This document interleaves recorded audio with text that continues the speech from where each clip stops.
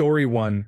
One of the most serious signs that a person desperately needs help is suddenly being extremely happy and outgoing. This is very common among people who have decided they are going to commit suicide. Knowing it will all be over soon can result in euphoria levels of happiness for someone who has been struggling with suicidal thoughts for a long time. People do not just get better for no reason. If someone who is typically withdrawn suddenly acts like everything is amazing, talk to them. Story 2. When someone stops arguing, stops explaining, and stops defending themselves, it is not because they agree, but because they are just done. Emotionally detached, shut down, and silently saying, "Believe what you want. I do not have the energy or the time to care anymore." It is not peace. It is burnout, and it is horrible. Story 3. I'm in this place now, and honestly, I am just being straight up with friends that I'm struggling a lot with loneliness and sadness and am in need of connection. In better times, I would worry it seems pathetic and desperate to be so direct, but this feels like an act of desperation. It breaks my heart to be this vulnerable and not have it met with an open hand. I don't want to die, but now the dark thoughts have been exacerbated. Sometimes I wonder if they don't hear the words being spoken to them, don't take it seriously, or if they literally do not care enough to show compassion. Story 4. Being okay with every plan and not expressing opinions about anything, combined with reckless behavior. Some people are reckless, some people do not have strong opinions, but I have never seen both of these qualities together in a person with a strong will to live. Story 5. For work specifically, being overly helpful and always putting everyone before themselves to the point where they put themselves in dangerous situations just to get validation and thanks from people or to have people acknowledge them in general. Story 6. For me, it was giving up trying to get better, asking for help, and trying to find reasons to care about others when no one else does. I always cared about people and wanted to improve the lives of those around me. After some really tough years, I felt like I kept getting knocked down by the universe and kept trying to get back up but grew more tired each time.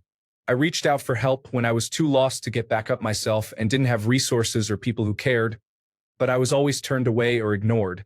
I was very open about my perspective of the world and how it became more cynical, but kept trying to find reasons to care about others again, or find someone who cares about anyone beyond themselves or their immediate group. Eventually, I got tired of trying to stand back up and accepted that this is the way the world is. All we do is figure out how to pass the time until we die. I stopped caring about those around me since they only cared about themselves. I stopped checking in on them or helping others and decided I was wrong for expecting humans to be any different. It's just who we are as a species. I might as well accept it and enjoy sitting quietly while I pass whatever time I have left. I am just too tired to do anything else. I decided that was also my last call for help. Maybe silence and stillness would be heard by those around me when nothing else was. I am just too tired for anything else. Story 7. Honestly, I think when people are literally asking for help, it is more often to receive advice than actual help. Story 8. That depressed friend of yours who suddenly seems happy, generous, partying, and traveling? They have decided on an exit strategy and are just crossing a few things off the to-do list before they go. They are not magically better. They are in a very big crisis. Story 9.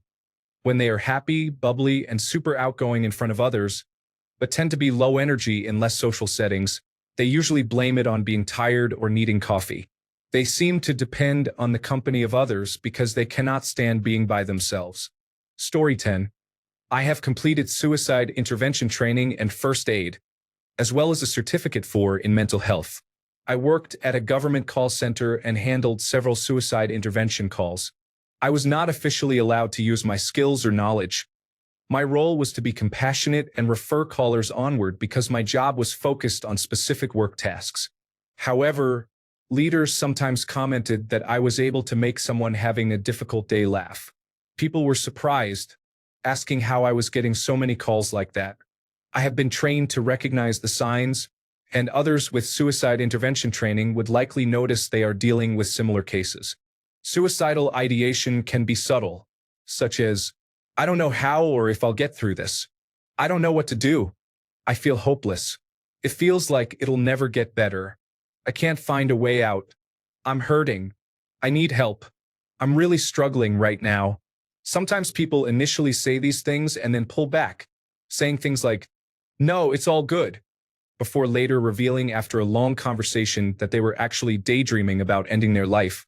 If someone is expressing these feelings, the best thing you can do is listen, don't judge, show empathy and understanding, ask if they have any support or if they would consider getting professional or other help, and suggest steps to stay safer. For example, encourage them to ask a trusted friend to take away access to means like pills or to dispose of them safely. Remind them of a plan to stay safer for now. Continue to be available, but make sure they seek help from others so the responsibility is not entirely on you. Sometimes, when these signs are present, you may need to call an ambulance to get them urgent help. It is better to call than to regret not acting later. Story 11. How people use words and which words they use when they speak about the future and goals can be a significant indicator of someone not planning on being around much longer. Story 12. Someone giving away all their belongings is often a precursor to suicide. They give things away because they do not believe they will need them. Story 13. Well, this Reddit thread really opened my eyes. I'm sitting here crying, realizing I do almost all of these things. Story 14. Constantly saying, I am fine, when they are clearly not.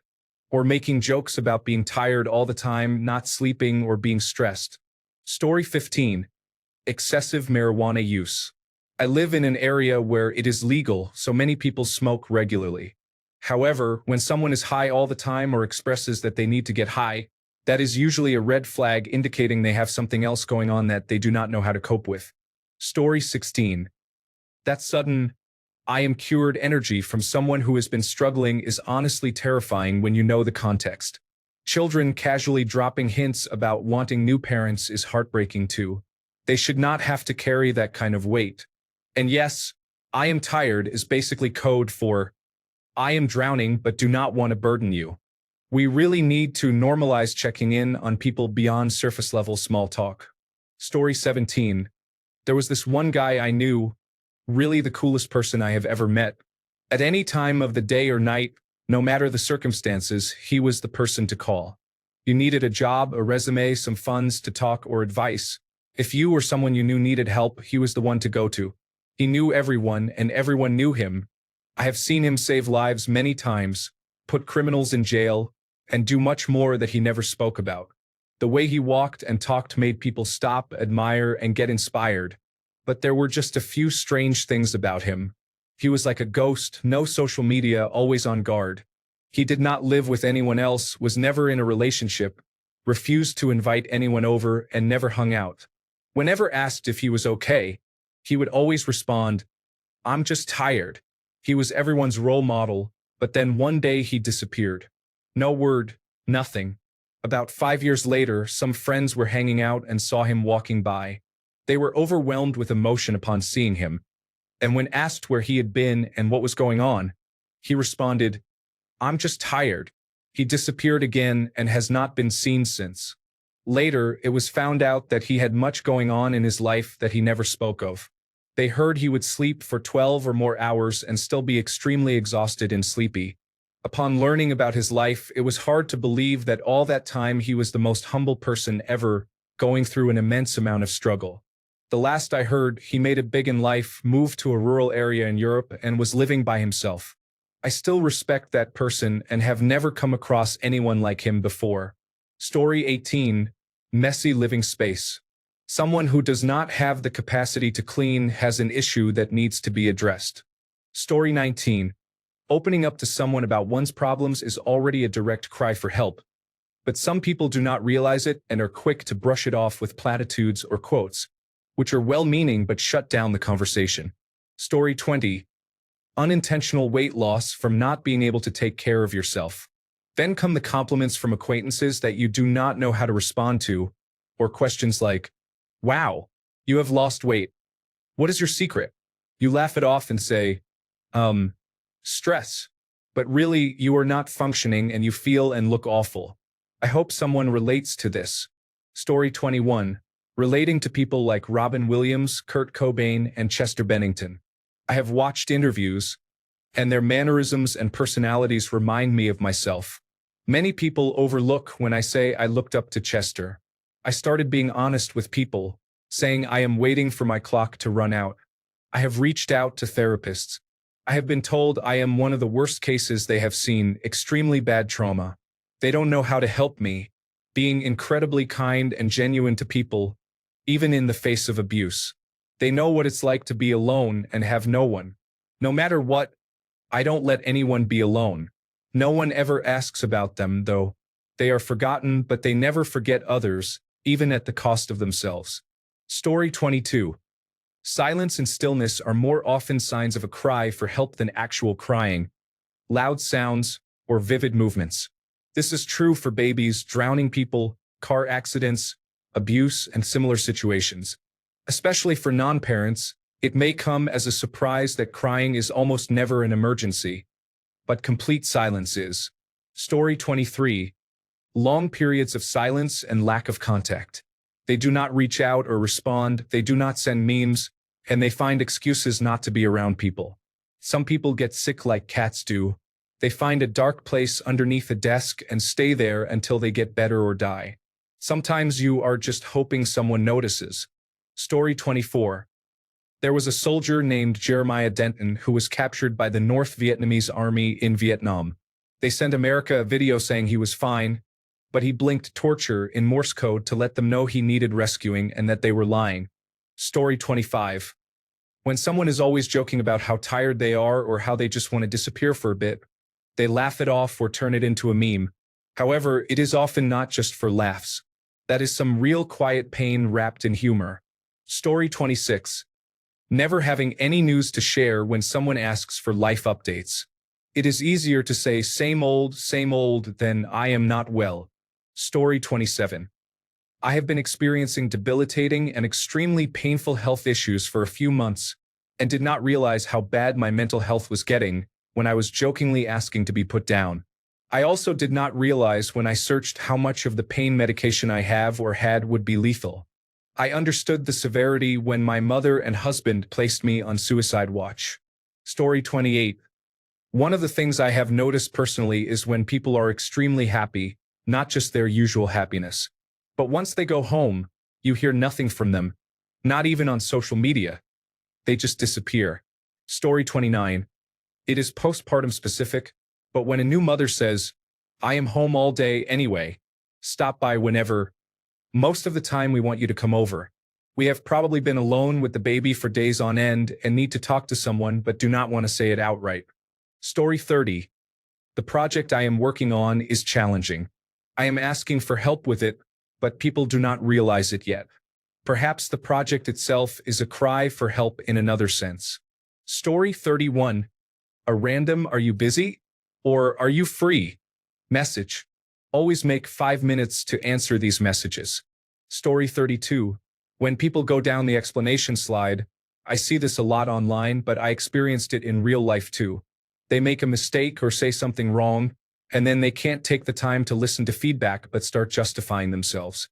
For a while, it is a normal defensive response. Then it keeps going and going. Everyone else has moved on, but they are still stuck on it. I feel like reactions like these often come before a mental break of some sort. Story 33. When someone says they are just tired but have been sleeping a lot and still look exhausted inside. Story 34. Never having time is not that we do not have time, but that we do not have the energy to do anything. People perceive it as annoying and stop associating with us. Story 35. Longing for a place and time that no longer exists. People I cherished are now gone, and it does not get easier as people say. It gets harder for me. Life is so different now, and it makes me very sad. Story 36.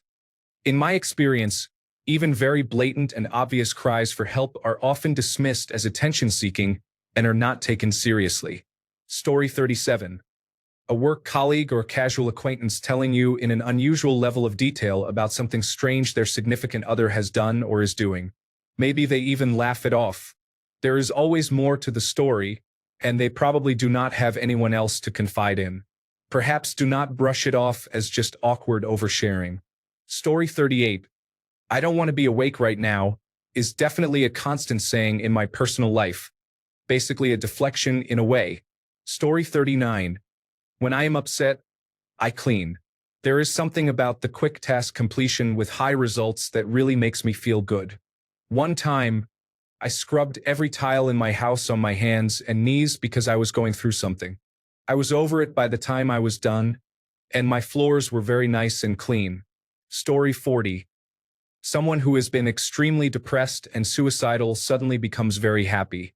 This means they see a way out, have a plan, and the means to carry it out. Story 41. Back when I actively had a plan to end my life, I would drop subtle hints that I would not be around forever. Story 42. When people work too hard to make others like them using false things such as ambition, money, makeup, fancy cars, houses, and various status symbols that are not easily attained, they often spend their entire lives trying to achieve these. The sad reality is that they become stuck in an awful, desperate attempt to make themselves feel better. Story 43. To many people, including those in this thread, one of the hardest things you can do is ask for help. Just ask. You don't have to clarify, quantify, or explain. Say, I need help. Can you help me? The thing about asking for help is that many people can help far more than you might realize. Often, the only barrier is their knowing they can. So if you ask, that makes it possible. I know I would go a long way and give a lot to help people, especially those I care about. I hope they ask. That's all. Just ask. Story 44. Constantly asking to hang out or chat, acting like they cannot be alone for a minute. I am guilty of this when it gets bad enough. I contact my friends asking to hang out or just chat when loneliness starts overwhelming me again. Most of them brush me off with next time or something important came up, or because they need to spend time with their spouses or family, but they swear they will contact me later. Maybe I do it too much and they are annoyed. If they are, I wish they would tell me so I would stop making a fool of myself. Story 45. Disappearing only to reappear later, almost as if nothing happened. I withdraw when I am having a hard time. If I suddenly go silent or stop showing up to events, it is because I am struggling. I am as upfront with people about that as possible, and I have gotten a bit better over the years. But the number of friends I have lost to this is actually unbelievable, all because I am afraid of hurting other people with my pain. On the upside, when I finally do return, I usually have some stories to tell. Seriously though, if you know someone like me, reach out and be patient.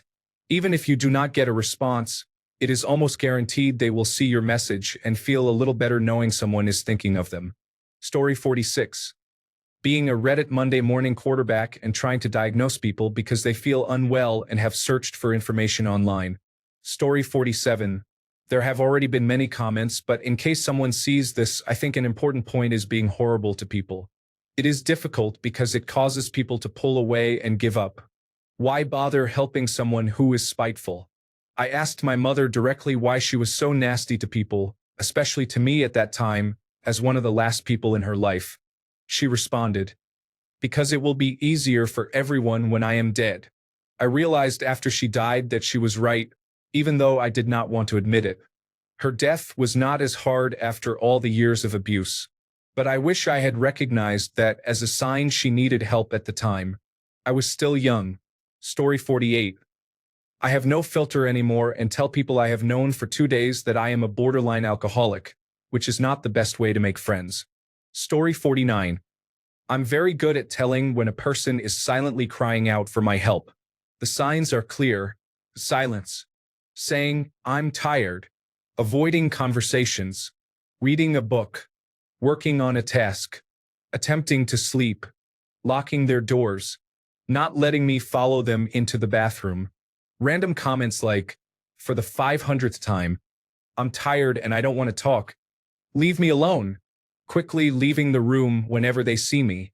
Threatening me with pepper spray if I don't back off. Building a fence around their yard. Filing a restraining order against me. These are all clear signs that the person is begging for my help and company. They may say that they value their privacy and boundaries, but I never accept that because I am kind and understanding. Story 50. When something bad is happening or you are having an argument and you know you are right, but the other person will do anything not to see it. Story 51. A large fluctuation of weight gain or loss, meaning noticeable and quick. Eating disorders can affect smaller individuals just as often and are usually a symptom of greater emotional or physical trauma. Story 52. Making promises. Not necessarily making promises and not following through. I mean making promises when no promise needs to be made. Story 53. I say out loud, I just want to go home, several times a week, but I feel it in the back of my mind every day. Story 54. Being reckless with debt in regards to their future is concerning. If someone has been careful with debt their entire life and suddenly starts accumulating debt, that is a significant warning sign. Story 55. If someone tells you they are hurting themselves or have recently hurt themselves, or if they are joking about self-harm or suicide, it is important to take it seriously. It is not just a sense of humor. My own jokes about self-harm stopped or minimized significantly when I started feeling better. Story 56. When a person has difficult parents or a difficult parent, directly asking one or both for help and they do not respond can be challenging. Story 57. Fights occur when one person or partner is hurt by the other. Many fights my parents had, which I look back on, make me realize that either of them was just upset, hurt, and not properly communicating with each other. Story 58. My mother is a curse to us. She tortures without any reason, shouts, scolds, and I feel deeply hurt when she abuses my innocent father, who is very kind and loving to her. I wish my father could have a better partner who loves him, which he truly deserves. Since childhood, my father has taken care of me and my sister like a mother. He is a great father. Love and care to you, Father. You deserve a lot. I wish I could show you the world where you forget all your pain and enjoy life. Story 59. Constant vague posting. On the surface, it is annoying and no one wants to ask what is going on, but doing so might save a life. Story 60. I've put medical assistance in dying in motion. I'm waiting for a call. I've decided on a day, March 31st, 2026, because it's the day The Matrix arrived in theaters in 1999. It changed my life and made me want to create stories and art that entertain people like it entertained me. A few people know. They don't know the date. None, except my partner when I pointed out that time with me is finite, have changed how they interact with me. I didn't think they would, but it would have been nice to be wrong. Story 61. Mac Miller writing self-care. The artist was screaming for help, and society responded with fire music. Bro. Rest in peace, Mac. Story 62. Saying, I'm just tired. Even if you have a lot going on in your mind or are feeling different kinds of heavy emotions. Story 63. Not sure if it is a way to ask for help, but it surely is a sign of someone trying to escape suffering. Being excessively enthusiastic, overly happy, and optimistic. Truly happy people have patience, have fun, have a sense of wonder and peace, and do not fight themselves or their emotions, nor do they succumb to them. They are loving leaders of themselves and are in touch with their feelings. That kind of happiness does not require smiling aggressively or inappropriately, as if advertising toothpaste. It is not flashy, nor does it look at necessary rest with contempt. In that sense, you do not need to run if you are not running from something. On the other hand, moving as if slowed down is an obvious symptom of depression. Just because you do not need to run does not mean you should disengage and live in your head. Story 64. Going from quiet in private to a jokester in public. Sometimes the funniest people are the ones who hurt the most. Story 65. People giving away their most valued items can be a sign they have settled on committing suicide but have not decided when. Story 66. After long periods of shutting off from everyone and experiencing emotional turmoil and distress, their behavior suddenly changes without warning. What I mean by this is giving away their valuables and sentimental items, followed by extreme calmness and contentment, without explaining why and remaining quiet. This is most likely a sign of huge relief because they are planning to end their life. Thanks a bunch for sticking around till the end of the video. Remember to subscribe, and until next time, stay awesome and goodbye.